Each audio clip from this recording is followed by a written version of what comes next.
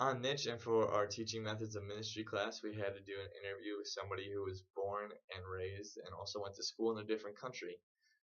I did my interview with a girl whose name was Georgina, and she was born and raised in England until she was 9, and then she came to America. So she was in elementary school for the most part in England.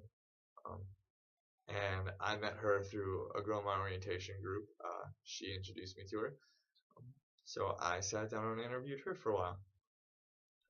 One of the big differences that she told me between the education in America and England, especially when it comes to elementary schoolers, is that um, in England they didn't necessarily get like report cards or progress reports and letter grades and stuff like that.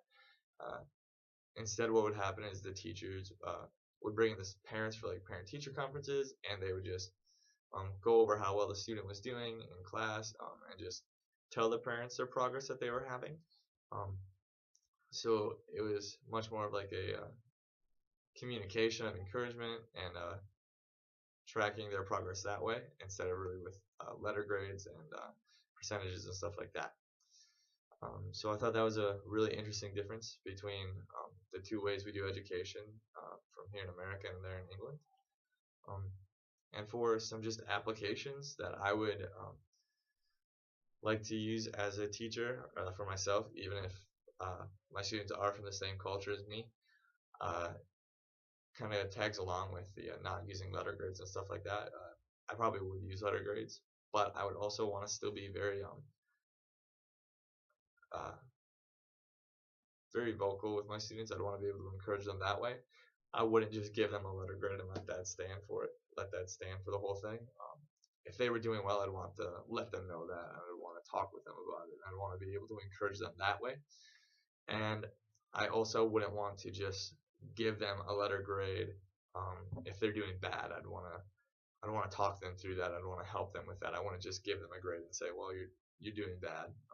So here's the grade. So work on it, trying to get it better. I'd want to be more vocal, more encouraging with that kind of stuff.